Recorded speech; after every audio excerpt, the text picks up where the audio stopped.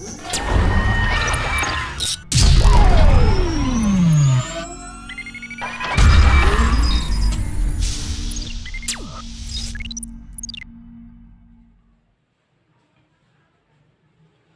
morning, one and all. Today, I, Rahul Mishra, is present here to introduce my topic: hard work versus smart work. We all are engineers in future, so obviously, we all have a common dream or desire to join a reputed company and work for it. So from here, first we have to develop some basic skills within us and learn some programming languages like C, C++, Java and Python. From here, I think that I can better explain you about my topic in Hindi. सो अगर यहाँ से हम लोग choose करते हैं hard work smart work, दोनों में से हार्ड वर्क चूज़ करते हैं, तो हम लोग सबसे पहले हम लोगों के पास 4 साल हैं, उसमें 8 सेमेस्टर्स हैं, जिसमें कि हम लोग कंप्लीट करने जा रहे हैं अपनी सी लैंग्वेज फर्स्ट सेमेस्टर में, C++ सेकेंड सेमेस्टर में, जावा थर्ड और पाइथन फोर्थ सेमेस्टर में। तो यहाँ पर हम लोग सब कंप्लीट करने के बाद जब हम लोगों के पास अभी 4 सेमेस्टर्स बचते हैं, बट ये सब बात है हार्ड वर्क की, इसमें से मैं खुद ही हार्ड वर्क भी नहीं कर पा रहा हूँगा, तो स्मार्ट वर्क की तो बात ही छोड़ दो। लेकिन स्मार्ट वर्क में मेहनत कम लगती है हार्ड वर्क से। जैसे फिर एक मिथ है कि स्मार्ट वर्क करने के लिए और ज़्यादा मेहनत करनी पड़ेगी, बट ये टोटली ट्रुथ नहीं है।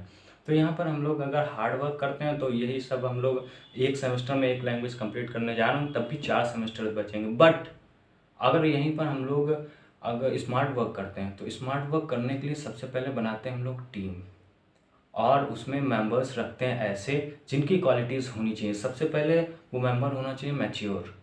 अब मैच्योर से मेरा क्या मतलब है, जैसे उसके अंदर इतनी मैच्योरिटी होनी चाहिए, उसे पता होना चाहिए कि हम इस कॉलेज में काहे के लिए आए हैं, कोडिंग कर कर एक प्रोग्रामर बनने आए हैं और एक कंपनी में ज्वाइन होने आए हैं, या फिर कॉलेज आए हैं सिर्फ एक रिलेशनशिप में पढ़ के अपनी लाइफ बर्बाद करने। तो उसे इस बात की नॉलेज होनी चाहिए। सेकंड क्वालिटी उस मेंबर के अंदर होनी चाहिए इंट्रोवर्ट नेचर। ज़्यादा मैं, हाँ ये बात सही है कि एक प्रोग्रामर और एक इंजीनियर इंट्रोवर्ट नेचर का नहीं हो सकता है, वो खुले दिमाग का होता है, बट थोड़ी सी इंट्रोवर्सी होनी चाहिए। वो भी इस बात की उसे पता होना चाहिए कौन सा पर्सन हमें हमारे गोल से दूर ले जाएगा और कौन सा पर्सन हमें हेल्प करेगा हमारे गोल तक जाने के लिए।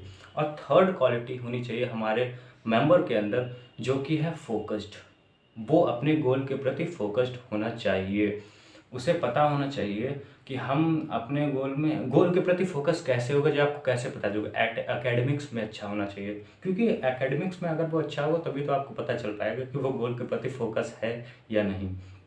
फिर यहाँ पर हम लोगों ने अपने मेंबर्स चूज़ कर लिए ऐसे, और फ़र्क नहीं पड़ता कि आप कितने मेंबर्स बना लेते हो, क्योंकि ऐसे मेंबर्स ढूंढना ही आपको मुश्किल होगा, भले ही आपको एक ही मिले। और यहाँ पर हम लोग अपनी टीम बनाने के बाद उस मेंबर्स से कह रहे होंगे, जैसे हमने कंप्लीट कर लिया, सबसे पहले सी का बेसिक कंप्लीट कर रहे हो, हमारा मेंबर है दूसरा जो कर रहा है C++ का बेसिक, और थर्ड मेंबर कर रहा है जावा का बेसिक, फोर्थ मेंबर कर रहा है हमारा पाइथन का बेसिक। तो अगर आज मुझसे ही पूछा जाए, ये क्वेश्चन पूछा जाए कि आप अगर आपको समय में पीछे ले जाया जाए और आपने अभी इतना समय लगा दिया सी सीखने में, तो आपको उस टाइम क्या ऐसे किया जाता, क्या आपको पता होता जिससे आप सी सीखने में थोड़ा सा कम समय लगाते। तो मैं सिर्फ एक ही बात कहूँगा कि मुझे सी का बेसिक अगर पहले से आया होता तो मैं इतना टाइम नहीं लगाता सी सीखने में। इसीलिए मेन चीज़ होती है हर लैंग्वेज का बेसिक। तो हम लोग अपने टीम मेंबर्स को कह रहे होंगे कि तुम सी का बेसिक करो, और सेकंड पर्सन जावा का बेसिक, थर्ड पर्सन पाइथन का बेसिक, फोर्थ पर्सन C++ का बेसिक। तो ऐसे ही जब सबको बेसिक हम लोगों को क्लियर हो जाएगा, तो यहाँ पर एक क्वेश्चन अराइज होगा, वो तो बेसिक सबको अलग अलग क्लियर हो रहा होगा, उसमें सबका फ़ायदा क्या हो रहा होगा। किसी एक इंसान को सी का बेसिक पता है, किसी दूसरे को C++, थर्ड को जावा का, फोर्थ को पाइथन का, बट एक ही इंसान को चारों का बेसिक कैसे क्लियर होगा। तो यहाँ पर ये बात मैं बताना चाहता हूँ कि सबको पता ही होगा, ऑब्वियसली बेसिक सीखने में कम समय लगता है, पूरा हार्ड वर्क तो बाद में स्टार्ट होता है। जो हो गया स्मार्ट वर्क, बेसिक सीख लिया हम लोगों ने। तो फिर अगर मेरे अकॉर्डिंग हम लोग जब टीचर्स से सीखते हैं तो मुझे थोड़ा कम समझ आता है इन कंपैरिजन टू आपस वाले जब सिखाते हैं। जब हम लोग को हमारे फ्रेंड्स ही बेसिक सिखा रहे होंगे तो हम लोग को जल्दी समझ आएगा। तो हम लोगों को फोर्थ सेमेस्टर तक भले हम लोग टाइम, क्योंकि एकेडमिक्स भी तो साथ लेके चलना है, क्योंकि क्वेश्चन ये भी अराइज होगा कि अगर हम लोग इसी पे पूरा फोकस्ड कर लेंगे तो हमारा CGPA खराब हो जाएगा। और जब कंपनी आएंगी वो साफ बोलेंगी कि 7 CGPA वाले बच्चे ही, हम उससे लोअर वाले हमारे इंटरव्यू में बैठ ही नहीं सकते हैं, उससे अबव वाले ही बैठ सकते हैं। तो यहाँ पर हम लोगों को CGPA भी साथ में मैनेज करके चलना है। इसीलिए हम लोग अपनी जब जो प्रोग्रामिंग लैंग्वेजेस का बेसिक सब कंप्लीट होगा, एक जो हार्ड वर्क बच्चा कर रहा है वो भी फोर्थ सेमेस्टर तक जाते जाते उसका पाइथन तक क्लियर हो पाया, हम लोगों का भी फोर्थ सेमेस्टर तक पाइथन तक क्लियर हो पाया। बट फोर्थ सेमेस्टर तक जाते जाते उसे सिर्फ नॉलेज होगी जो उसने अभी तक किया है, C++, जावा और पाइथन। और हम लोगों के पास नॉलेज होगी सब, वो पाइथन फोर्थ सेमेस्टर तक जाते जाते पाइथन जब उसका कंप्लीट होगा तो वो क्या किस पे फोकस्ड करेगा, अपना वापस जाके सी से बेसिक्स वगैरह सब क्लियर करेगा, सब क्वेश्चन प्रैक्टिस करेगा।